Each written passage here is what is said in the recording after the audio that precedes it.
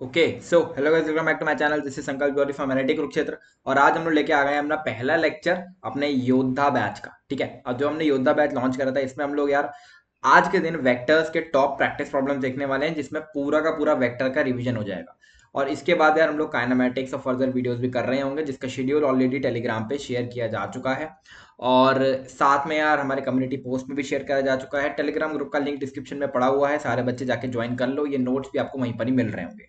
तो चलो यार स्टार्ट कर लेते हैं। तो आज वेक्टर्स के कुछ प्रॉब्लम्स करने वाले हैं। ठीक है, तो मेरे साथ साथ आपको सॉल्व करना है, तो साथ में कॉपी पेन लेके बैठिएगा, तभी आप सॉल्विंग कर पाएंगे। तो चलो यार शुरू कर लेते हैं। तो पहला प्रॉब्लम आपके सामने आ रहा है। उससे पहले मैं आपको बता दूं, उस चैनल को सब्सक्राइब मार के रख लो। जेईई मेंस 2022 के सेकंड अटेम्प्ट के लिए बहुत यूजफुल सीरीज आपके लिए मैंने बनाई है और बहुत मेहनत लगी है। तो यार और बच्चों को भी शेयर कर देना, सभी का भला हो तो ज्यादा बढ़िया रहता है। चलो स्टार्ट कर लेते हैं। तो चलो अपना कॉपी पेन लेके स्टार्ट हो जाओ सॉल्विंग करने के लिए। पहला सवाल आपके सामने आ रहा है, लड्डू सवाल। मैग्नीट्यूड और डायरेक्शन बताना है आपको इस वेक्टर का। पॉज करो वीडियो को और अभी सॉल्व करो, और उसके बाद मेरे को इसका आंसर बताना। चलो यार मैं सोल्यूशन बता रहता हूँ आपको। आई होप आपने पॉज करके सॉल्व कर लिया होगा। सिंपल सा क्वेश्चन है, 6 i cap minus 8 j cap का मैग्नीट्यूड डायरेक्शन बताना था। मैग्नीट्यूड आपको पता ही है, अंडर रूट जो एक्स का आई कैप का कोफिशिएंट का स्क्वायर और वाई कैप के कोफिशिएंट का स्क्वायर करके आपके पास आ जाता है। 10 यूनिट्स यहाँ पर आ जाता। साथ में डायरेक्शन की अगर हम बात करें तो कैसे हमने डायरेक्शन ये कैसे जज करा कि भैया ये first second third fourth quadrant में लाया करेगा। तो आप देख सकते हो कि यहाँ पर जो एक्स है वो पॉजिटिव है और जो वाई है वो नेगेटिव है। तो ऑब्वियसली कौन से क्वाड्रेंट में लाया कर रहा होगा, पॉजिटिव एक्स पॉजिटिव और वाई नेगेटिव कौन से क्वाड्रेंट में लाया करता है, फोर्थ क्वाड्रेंट में लाया करता है। अब ये कुछ अल्फा एंगल यहाँ पे बना रहा होगा। तो इस अल्फा के लिए हमारे पास एक फॉर्मूला जाता है, वो होता है टेन अल्फा जहाँ पर हमारे पास आता है वाई का कोफिशिएंट वाई अपॉन एक्स। ठीक है, तो 8/6 यानी 4/3 इसका आंसर हो जाता। ठीक है, टेन यानी अल्फा का जो आंसर आ जाता है वो हो जाता है tan इनवर्स 4/3। और ये अल्फा कौन सा एंगल था, फोर्थ क्वाड्रेंट में आपका ये वाला एंगल था। ठीक है, चलो आगे बढ़ जाते हैं। Find the angle between 2 i cap plus j cap minus k cap और i cap minus k cap. ठीक है, अब ये भी एक लड्डू क्वेश्चन ही है, लेकिन मैं इसके थ्रू आपको कॉन्सेप्ट समझाना चाह रहा हूँ कि जब भी आपके पास ऐसा क्वेश्चन आए कि दो वेक्टर्स के बीच में आपको एंगल निकालना हो, तो आपको उसको किस तरीके से सॉल्व करना है। ठीक है, अब आप कह रहे होंगे यार भैया क्या लड्डू क्वेश्चंस लेके आए हो यार इस सीरीज में। हाँ, इसमें लड्डू क्वेश्चंस हैं स्टार्टिंग में, क्योंकि वो आपके कॉन्सेप्ट बिल्डिंग के लिए यूज हुए हैं, और फिर एंड में थोड़े से अच्छे सवाल मैंने डाले हैं। चलो तो क्या हम लोग यूज करेंगे, हम लोग यूज करेंगे डॉट प्रोडक्ट मेथड। ठीक है, अभी डॉट प्रोडक्ट मेथड क्या होता है भैया, dot product first of all क्या होता है सभी बच्चों को मालूम होना चाहिए। ए डॉट बी, इसको हम लोग डॉट प्रोडक्ट कहते हैं, जिसको हम लोग अगर मैग्नीट्यूड में लिखना जाए तो mod A B cos theta भी लिख देते हैं, mod A mod B cos theta भी लिख देते हैं। ठीक है, तो यहाँ से आप एंगल भी जज कर सकते हो। ठीक है, मैंने ये जो इक्वेशन अभी आपके सामने लिखी थी वही इक्वेशन ये है। कॉस थीटा अगर आप देखेंगे तो A dot A vector dot B vector upon mod A upon mod B हम लोग कर सकते हैं। मॉड क्या है यार, इसका मैग्नीट्यूड है ए वेक्टर का, और बी वेक्टर का मैग्नीट्यूड है मॉड बी। तो मॉड ए का वैल्यू अगर आप निकालोगे तो √6 आ रहा होगा, मॉड बी का वैल्यू अगर आप निकालोगे तो √2 आ रहा होगा। ठीक है, and finally A dot B आप करेंगे तो ए डॉट बी आपका ये करके आ रहा होगा। ठीक है, अब ए डॉट बी हम कैसे करते हैं, आई कैप के जो कंपोनेंट्स हैं उसको आपस में मल्टीप्लाई कर देंगे, जे कैप के आपस में कर देंगे और के कैप के आपस में मल्टीप्लाई कर देंगे। तो के कैप का कोई कंपोनेंट है नहीं यहाँ पर, तो वो जीरो ही है। तो यहाँ पर 2 और 1 यानी दो दो इसका कंपोनेंट आ जाता आई कैप वाले का। और जे कैप वाले का अगर हम देखेंगे तो -1 और -1 इंटू -1 कितना हो जाएगा, +1। ठीक है, तो 2 + 1 यानी 3 यहाँ पर आ जाता। तो A cap A dot B जो है हमारा वो 3 आ गया, और ए वेक्टर का मैग्नीट्यूड हमारा √6, बी वेक्टर मैग्नीट्यूड हमारा √2। पानी √3/2 आ गया कॉस थीटा, थीटा आ गया हमारा 30 डिग्री। चलो बढ़ जाते हैं आगे अगले सवाल की तरफ। एक और लड्डू सवाल आपके लिए, ठीक है, जो कॉन्सेप्ट बिल्डिंग के लिए यूज हो रहा है। Find unit vector perpendicular to A vector and B vector. एक यूनिट वेक्टर आपको फाइंड करना है जो ए वेक्टर और बी वेक्टर के परपेंडिकुलर है। अब यूनिट वेक्टर फाइंड करने का तरीका क्या होता है, यूनिट वेक्टर फाइंड करने का तरीका होता है हमारा क्रॉस प्रोडक्ट का। ठीक है, देखो यार आपको एक चीज मैं बताऊं, जो ए क्रॉस बी है ना, ए क्रॉस बी वेक्टर होता है, सपोज ये सी वेक्टर है। ठीक है, तो जो सी वेक्टर है ना वो ए वेक्टर और बी वेक्टर दोनों के परपेंडिकुलर हो जाएगा। सपोज करो ए वेक्टर आपका ऐसे लाया कर रहा है और बी वेक्टर आपका ऐसे लाया कर रहा है, तो इन दोनों के परपेंडिकुलर जो वेक्टर आपका आएगा सी वेक्टर, वो उसका वैल्यू हमारा ए क्रॉस बी वेक्टर होता है। ठीक है, अब हमें क्या फाइंड करना था, हमें फाइंड करना था एक यूनिट वेक्टर जो ए बी और बी दोनों के परपेंडिकुलर हो। तो मेरे ख्याल से देखो यूनिट जो एक वेक्टर जो इसके परपेंडिकुलर होगा, ए और बी के परपेंडिकुलर होगा, वो तो ये वेक्टर हो गया। ठीक है, और यूनिट वेक्टर फाइंड करना है तो बस इसके मैग्नीट्यूड से हमें इसको और डिवाइड कर देना है। तो इस तरीके से आप यूनिट वेक्टर निकाल रहे होते हैं। तो बस आई करके देख लेते हैं। ए क्रॉस बी वेक्टर निकालने का तरीका आपको पता ही होगा, आई कैप जे कैप के कैप लिखते हैं। ए वेक्टर के मैं ए वेक्टर के जो यहाँ पर कोफिशिएंट्स है यहाँ पे लिख देते हैं, बी वेक्टर के यहाँ पे लिख देते हैं। फाइनली क्रॉस प्रोडक्ट करके आपका ये आ जाता, ठीक है। ये डिटर्मिनेंट सॉल्व करना है सिंपली, ठीक है। तो ये आपका आ जाता है ए क्रॉस बी। अब ए क्रॉस बी का मैग्नीट्यूड अगर आप निकालोगे तो ये देखो 4 का स्क्वायर -1 का स्क्वायर और 5 का स्क्वायर यानी √42 आ गया। तो एन कैप अगर आप निकालते हैं यानी unit vector perpendicular to A vector and B vector, तो वो क्या आ जाता है a vector cross b vector divided by उसका मैग्नीट्यूड। तो 1/42 और ये a vector cross b vector, ये क्या है 1/40, ये 42 क्या था मैग्नीट्यूड, ये हमने यहाँ कैलकुलेट करा था 42 नहीं सॉरी √42, ठीक है। चलो बढ़ जाते हैं आगे। हाँ अब एक अच्छा सवाल आपके सामने है, ठीक है। अब एक ठीक ठीक सवाल आपके सामने है, ठीक है। सारे बच्चे इसको सॉल्व करेंगे वीडियो को पॉज करके, ठीक है। देखो क्या सवाल है। ए वेक्टर बी वेक्टर और सी वेक्टर आपके पास, यहाँ वेक्टर का साइन लगाना भूल गया मैं। ए वेक्टर बी वेक्टर और सी वेक्टर आपके पास यूनिट वेक्टर्स हैं, ठीक है। और आपको दिया हुआ है कि ए वेक्टर डॉट बी वेक्टर और ए वेक्टर डॉट सी वेक्टर दोनों ही 0 है, ठीक है। तो आपको और बी और सी के बीच में आपको एंगल दिया हुआ है, ठीक है। तो आपको बताना है कि ए वेक्टर जो है वो इनमें से किसके बराबर होगा, ठीक है। तो सारे बच्चे इस क्वेश्चन को सॉल्व करो। पहले पॉज करो, ठीक है। जो पिछले 3 क्वेश्चंस मैंने कराए हैं, ठीक है, उसके बेसिस पर ये सवाल है। और जो भी कॉन्सेप्ट मैंने बिल्ड कराया है आपका उन क्वेश्चंस के थ्रू वो सारा कुछ इसमें अप्लाई होने वाला है। तो अभी ध्यान से सारे बच्चे इसको सॉल्व करेंगे पॉज करके। कर लिया? चलो बढ़ जाते हैं आगे, ठीक है। क्या क्या करने वाले हैं भैया इसमें।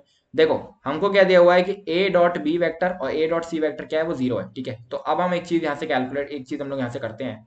हम लोग यहाँ पे ना, हम लोग यहाँ पे क्या करते हैं, देखो ध्यान से देखो।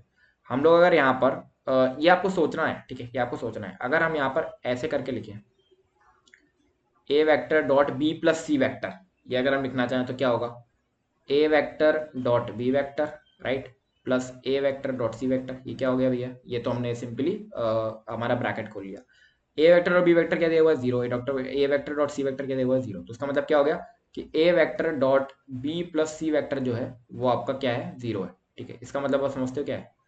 इसका मतलब ये है कि ए वेक्टर जो है वो बी प्लस सी वेक्टर के क्या है, परपेंडिकुलर है, परपेंडिकुलर है, ठीक है। तो ए वेक्टर जो है वो बी प्लस सी वेक्टर के क्या है, परपेंडिकुलर है, ठीक है। बी प्लस सी वेक्टर के परपेंडिकुलर है, ठीक है। ये बात हमको क्लियर हुई, ठीक है। इसका मतलब क्या हो गया, देखो ए बी सी तीनों यूनिट वेक्टर्स हैं, तो ए वेक्टर जो है वो हमको ऑलरेडी गिवन है कि एक यूनिट वेक्टर ही है। तो ए वेक्टर जो है वो यूनिट वेक्टर है जो परपेंडिकुलर है बी एंड सी के। भैया ये आपने कैसे निकाला, अरे यार देखो ए डॉट बी भी 0 है और ए डॉट सी भी 0 है ना। ए डॉट बी भी 0 है, ए डॉट सी भी 0। इसका मतलब क्या हो गया कि ए जो है वो बी वेक्टर के भी परपेंडिकुलर है और ए जो है वो सी वेक्टर के भी परपेंडिकुलर है। मतलब क्या हो गया, ए एक ऐसा यूनिट वेक्टर है जो बी और सी के परपेंडिकुलर है। अभी आपको पिछले क्वेश्चन में बताया था, क्या बताया था कि ए वेक्टर अगर एक यूनिट वेक्टर है तो कैसे लिखेंगे, बी क्रॉस सी, B vector cross C vector upon उसका मैग्नीट्यूड से हम लोग इसको डिवाइड कर देंगे क्योंकि ये एक यूनिट वेक्टर है, ठीक है। तो अब हमने क्या करा, देखो अब हमने क्या करा, बी क्रॉस सी वेक्टर का अगर हम लोग मॉड लिखेंगे तो कैसे लिखेंगे, मॉड बी मॉड सी और साइन π/6। अब साइन π/6 कहाँ से आया भैया, देखो बी और सी के बीच में एंगल दिया हुआ था ना, साइन ये π/6, ठीक है। तो यहाँ से आया साइन π/6। तो ये इसका फॉर्मूला होता है मॉड बी क्रॉस सी का mod B mod C sine pi, ठीक है। तो ये π/6 आ गया आपका। तो मॉड बी 1 है, कहाँ से, यूनिट वेक्टर है, सी क्या है वो भी 1 है, यूनिट वेक्टर है, ये 1/2 आ जाएगा, ठीक है। तो फाइनली आपका क्या आ जाएगा, ए वेक्टर जो है वो आपका ये है ना, प्लस माइनस बी क्रॉस सी upon B B cross C का मैग्नीट्यूड। तो बी क्रॉस सी का मैग्नीट्यूड हमारा अभी 1/2 आया, अभी ऊपर कैलकुलेट करा, बस इसको यहाँ पुट कर देंगे और ये आपका फाइनल आंसर आ जाएगा, ठीक है। तो आई होप ये चीज़ आपको समझ में क्लियर हुई होगी, ठीक है। नहीं क्लियर हुई तो एक बार रिवाइंड करके देख लेना वीडियो को, तो ज़्यादा क्लियर हो जाएगी। चलो बढ़ जाते हैं आगे। अच्छा अब आपके सामने एक सवाल है कि 3 साइड्स आपको पैरेललोपाइड की दी हुई हैं, आपको यहाँ पे पैरेललोपाइड का वॉल्यूम फाइंड करना है, ठीक है। अब ये पैरेललोपाइड के क्वेश्चन बहुत टाइम से पूछे नहीं गए हैं, वैसे तो मैथ्स के अंदर पूछे जाते हैं बट फिजिक्स के अंदर इतने नहीं पूछे गए हैं। बट स्टिल इस सवाल से आपका बहुत एक अच्छा कॉन्सेप्ट क्लियर होने वाला है, तो सारे बच्चे इसका सॉल्व करो। जिसको फॉर्मूला आता होगा वो ज़्यादा जल्दी सॉल्व कर लेगा, ठीक है। इजी सा क्वेश्चन है, ज़्यादा कुछ इसमें कठिन है नहीं। तो सॉल्व करो सारे बच्चे, मेरे को एक बार फटाफट से बताओ। चलो स्टॉप करके सॉल्व कर लिया होगा ये अपना आपने, और चलो स्टार्ट कर लेते हैं। तो देखो पैरेललोपाइड का वॉल्यूम का फॉर्मूला क्या होता है, a dot B cross C, A dot B cross c, ये हमारा वॉल्यूम ऑफ पैरेललोपाइड का फॉर्मूला होता है।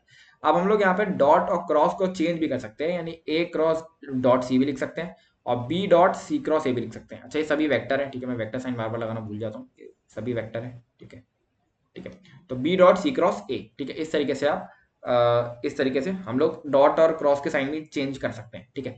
तो फॉर्मूला हमारा क्या बनता है, जो वॉल्यूम ऑफ पैरेललोपाइड है, A cross B dot C, या फिर A sorry A cross B dot C तो हो गया, एक A dot B cross C, A dot B cross C and B dot C cross A. ठीक है, ये तीन फॉर्मूले हैं, आप कोई भी यूज कर सकते हो जो आपको ज्यादा सही लगे वो आप यूज कर लो। ठीक है, तो फर्स्ट ऑफ ऑल क्या फाइंड करेंगे हम लोग, कौन सा यूज कर रहे हैं, हम लोग यूज कर रहे हैं ए डॉट बी क्रॉस सी। ठीक है, तो पहले हम लोग बी क्रॉस सी फाइंड कर लेते हैं, तो ये बी वेक्टर है। ठीक है, ये क्या है आपका, ये बी वेक्टर है, ये सी वेक्टर है। तो पहले बी क्रॉस सी फाइंड कर लिया, तो बी क्रॉस सी हमारा क्या निकल के आ गया, ये निकल के आ गया बी क्रॉस सी, देखो ये निकल के आ गया, ये निकल के आ गया बी क्रॉस सी। ठीक है, सिंपली बी क्रॉस सी जैसे फाइंड करते हैं, कैप जे कैप के कैप लिख के वैसे फाइंड कर लिया। ठीक है, उसके बाद ए से डॉट करा बी क्रॉस सी का, ए से डॉट करोगे बी क्रॉस सी का। ठीक है, तो क्या होगा, जो ए वेक्टर है वो आपका ये दिया हुआ है 2i cap minus 3j cap plus 7k cap, और बी क्रॉस सी क्या दिया हुआ है minus 2i cap plus j cap plus k cap. ठीक है, तो जब आप इसका डॉट करके फाइनली आंसर निकालते हो तो वॉल्यूम ऑफ पैरेललोपाइड कितना आ जाता है, 0 आ जाता है। ठीक है, तो अब इस सवाल से हमने एक चीज सीखी कि वॉल्यूम ऑफ पैरेललोपाइड हम निकालते कैसे हैं, और एक चीज अभी हमने और सीख ली कि अगर वॉल्यूम ऑफ पैरेललोपाइड आपका 0 आ जाता है, ठीक है, इसका क्या मतलब है, इसका क्या मतलब है, इसका मतलब ये है कि जो आपके तीनों वेक्टर्स हैं जो पैरेललोपाइड फॉर्म करने के लिए आपने लिखे थे वो तीनों एक प्लेन में लाए कर रहे हैं, कोई पैरेललोपाइड फॉर्म नहीं हुआ है, इसीलिए आपका जो वॉल्यूम है वो 0 आ गया है। ठीक है, अब यही कोप्लेनैरिटी की कंडीशन भी हो जाती है। ठीक है, कि अगर a dot B cross c, ठीक है, या a sorry c cross a dot b, ठीक है, और सी डॉट ए, सॉरी हाँ ठीक है ठीक है, C dot A cross B. ठीक है, ये आप डॉट और क्रॉस चेंज करके देख लीजिएगा, ये अगर कोई भी चीज 0 बन जाती है, ठीक है, तो इसका मतलब क्या है कि तीनों ही वेक्टर्स जो हैं वो एक प्लेन में लाया कर रहे हैं। ठीक है, आई होप ये चीज समझ में आई होगी, ऐसा क्यों है, देखो ऐसा क्यों है, ध्यान से देखो, लॉजिक समझो तो समझ में आ जाएगा आपको। देखो बी क्रॉस सी क्या होता है, बी क्रॉस सी क्या होता है, बी क्रॉस सी होता है एक वेक्टर जो बी और सी दोनों के परपेंडिकुलर हो।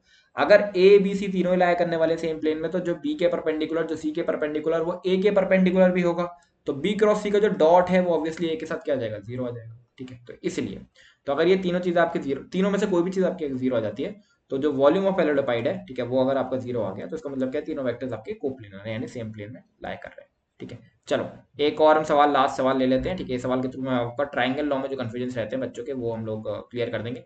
तो ये आपके पास सवाल दिया हुआ है, तो इस डायग्राम के लिए इनमें से कौन सी क्वेश्चन ट्रू है, सारे बच्चे एक बार जल्दी से कैलकुलेट करके मेरे को बताओ इसका आंसर क्या आना चाहिए। आसान क्वेश्चन है, ठीक है, आप लोग कहोगे आसान क्वेश्चन भैया आपने बहुत करा दिया इसमें। देखो जेई मेंस में इसी काइंड के क्वेश्चन आ रहे हैं। ठीक है, अगली बार भी यही बेंचमार्किंग रहने वाली है, और साथ में ये वो सवाल है जो थोड़े थोड़े हल्के से ट्रिकी हैं, अगर आपका इसमें कंसेप्ट क्लियर बन गया तो फिर आप इसमें फुल मार्क्स स्कोर कर लोगे। चलो, तो इसमें जल्दी से बताओ इसका आंसर क्या आना चाहिए। ठीक है, पॉज करो, सॉल्व करो और फिर इसका आंसर खुद से लिखो, और चलो अब आगे इसका आंसर देखते हैं। तो मैंने यार अपनी एक ट्रिक बनाई छोटी सी। ठीक है, वैसे ये ट्रिक मेरे को मेरी टीचर ने सिखाई थी, तो मैंने अपना नाम ऐसे ही दे दिया, मेरे को देना नहीं चाहिए तो मैं काट देता हूँ। ठीक है तो क्या ट्रिक थी, देखो जैसे ये आपका ट्राइंगल है, ठीक है, ये कोई वैसे आपने भी सुनी होगी ट्रिक कि मैं अपना नाम यहाँ पे काट देता हूँ, नहीं तो फिर फालतू में टीचर डांटे मेरे को।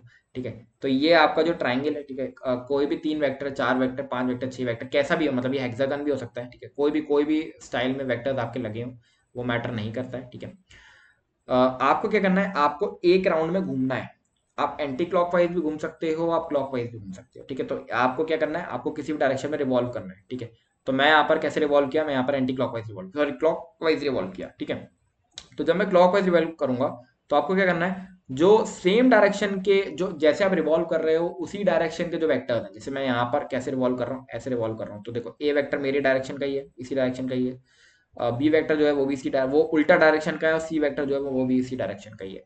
तो इसका मतलब क्या हो गया, जो सेम डायरेक्शन के वेक्टर हैं उनको आपको पॉजिटिव लेना है, और जो ऑपोजिट डायरेक्शन के वेक्टर हैं उनको आपको नेगेटिव ले लेना है, और सबका सम इक्वल टू 0 कर देना है। तो जैसे यहाँ पर क्या हुआ, अगर मैं यहाँ पर ऐसे रिवॉल्व करूंगा, ठीक है, तो देखो ए वेक्टर जो है, ए वेक्टर जो है, ध्यान से देखो, ध्यान से देखो, ध्यान से देखो, यहाँ पर आप जो ए वेक्टर देख रहे हो, ठीक है, यहाँ पर जो आप ए वेक्टर देख रहे हो, यहाँ पर ए वेक्टर देख रहे हो, तो ये जो ए वेक्टर है, ठीक है, ए वेक्टर आपका मेरे डायरेक्शन में ही है, मेरे रिवॉल्विंग के डायरेक्शन में ही है, तो ए वेक्टर हमने पॉजिटिव ले लिया।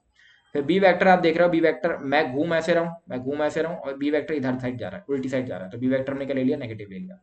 और फिर फाइनली जो सी वेक्टर है, हम ऐसे जा रहे हैं और सी वेक्टर भी उसी डायरेक्शन में है, तो ये सी वेक्टर भी हमने पॉजिटिव ले लिया, और ये सारा कुछ इज इक्वल टू 0 है, इज इक्वल टू 0 होना चाहिए। ठीक है, पूरा ट्राइंगल लॉ इसी के ऊपर बेस्ड है। ठीक है, तो फाइनली यार इससे क्वेश्चन जब आप निकालोगे तो ए वेक्टर प्लस सी वेक्टर जो है वो आपका बी वेक्टर के बराबर आ जाएगा। अब जितने भी बच्चे ट्राइंगल लॉ या कोई हेक्सागन में वेक्टर्स आ गए इन सब में कंफ्यूज रहते हैं, तो वो ये ट्रिक यूज कर सकते हैं। आपको मैं छोटा सा एक एग्जांपल और दे देता हूँ उसका। सपोज करो मैंने एक हेक्सागन बनाया, ठीक है, अब देखो मैं एक हेक्सागन बनाता हूँ, और आपको एक चीज़ समझाने की कोशिश करता हूँ। ये प्रीवियस ईयर क्वेश्चन ही है, ठीक है। जैसे मान लो मैंने एक हेक्सागन बनाया, ठीक है। अब हेक्सागन पिछली बार एक आया था ऐसा प्रीवियस ईयर क्वेश्चन, ठीक है। ये मैंने बनाया, ठीक है। A B C D E F, ठीक है। तो आपको इसके लिए ऐसी वेक्टर लिखने के लिए आया था कि यार ये इसके लिए कौन सा ऑप्शन ट्रू है, मतलब A B plus B C, जैसे मैंने भी ऑप्शन दिए तो उसमें से ऑप्शन लिख के आया था कौन सा ऑप्शन ट्रू है। तो यहाँ पर भी आप एक डायरेक्शन में रिवॉल्व कर लो। तो देखो आप रिवॉल्व करोगे तो देखो ए बी वैक्टर जो है, ठीक है, वो इसी डायरेक्शन में है जिस डायरेक्शन में मैं रिवॉल्व कर रहा हूँ, बी सी डायरेक्शन में है, ठीक है। और सी डी आप देखोगे तो उल्टा है, सी डी आपने देखा तो क्या है, उल्टा है, राइट। सिमिलरली अगर आप बात करेंगे ई डी, तो ई डी भी इसी डायरेक्शन में ही है, ठीक है। और अगर आप बात करोगे ई एफ, तो ई एफ भी इसी डायरेक्शन में है, राइट। और अगर आप बात करोगे ए एफ, तो एफ सॉरी एफ ए वो भी इसी डायरेक्शन में है, ठीक है। तो ये होल इक्वल टू जीरो कर दोगे। तो फाइनली जो आपका आंसर निकल के आया था वो ये था कि A B plus B C plus E D vector plus E F vector plus F A vector, ये सारा का सारा इक्वल टू क्या था, ये सारा का सारा इक्वल टू क्या था, सी डी वैक्टर, क्योंकि सी डी वैक्टर क्या नेगेटिव में है तो ये उधर चला गया, ठीक है। तो आई होप ये समझ में आई होगी चीज, ठीक है। और dot product, cross product, vector product क्या होता है, unit vector perpendicular to vector क्या होता है, ट्रायंगल लॉ कैसे करते हैं, हेक्सागोनल वाले क्वेश्चंस कैसे करे जाते हैं, एडिशन और सब्ट्रैक्शन आई थिंक रह गया है कॉन्सेप्ट, ठीक है। एडिशन एडिशन और सब्ट्रैक्शन का कॉन्सेप्ट रह गया है कि दो वेक्टर्स को ऐड करते हैं तो कैसे ऐड करते हैं, दो वेक्टर्स को सब्ट्रैक्ट करते हैं तो कैसे सब्ट्रैक्ट करते हैं। बट उतना मैं एक्सपेक्ट कर रहा हूँ कि आपको आता होगा, अगर नहीं आता है तो फिर यार मैं आपको थोड़ा सा बता भी देता हूँ। अगर हम दो वेक्टर को ऐड करना चाहते हैं तो उसका ये फॉर्मूला हमारे पास आता है, ठीक है। ये फॉर्मूला हमारे पास आता है जहाँ पर थीटा जो है वो इन दोनों के बीच का एंगल है। और सिमिलरली अगर आपको एक कोई वेक्टर माइनस करना है, ठीक है, तो आप इसको ऐसे लिख सकते हो, आप इसको ऐसे लिख सकते हो, यानी ए वेक्टर में माइनस बी वेक्टर ऐड किया जा रहा है तो बस इस बी की जगह आप क्या रिप्लेस कर दोगे, माइनस बी रिप्लेस कर दोगे। तो इस तरीके से आप ए वेक्टर और बी वेक्टर को ऐड कर सकते हैं। और अगर आप आई होप ये चीज़ आपको समझ में आई होगी, ठीक है। और तो सारे कॉन्सेप्ट मैंने कवर कर ही दिए हैं। बाकी जो चुटपुट कॉन्सेप्ट्स हैं इसमें वो आई मुझे पता है आप लोग को आते ही होंगे, ठीक है, कि वेक्टर क्या होता है, वेक्टर का डायरेक्शन क्या होता है, मैग्नीट्यूड क्या होता है, ये सब आपको पता है, ठीक है। चलो खत्म कर लेते हैं वीडियो को। अब आपको क्या करना है इसके बाद, सारे जितने भी प्रीवियस ईयर प्रॉब्लम्स हैं उसको सॉल्व करना है। जो प्रॉब्लम्स नहीं बनते हैं उसको टेलीग्राम ग्रुप पे डाल देना है, डिस्क्रिप्शन में आपके लिंक पड़ी हुई है। मेरे साथ डायरेक्टली सवाल पूछ सकते हो, मैं आपकी मदद कर रहा हूँ। और चैनल सब्सक्राइब कर लेना है ऐसी और वीडियोस के लिए, ठीक है। अगला वीडियो हमारा काइनेमेटिक्स का आने वाला है तो उसके लिए ट्यून इन रहना। चलो खत्म कर लेते हैं, bye bye, good night, and this is Sankalp Jauhari signing off.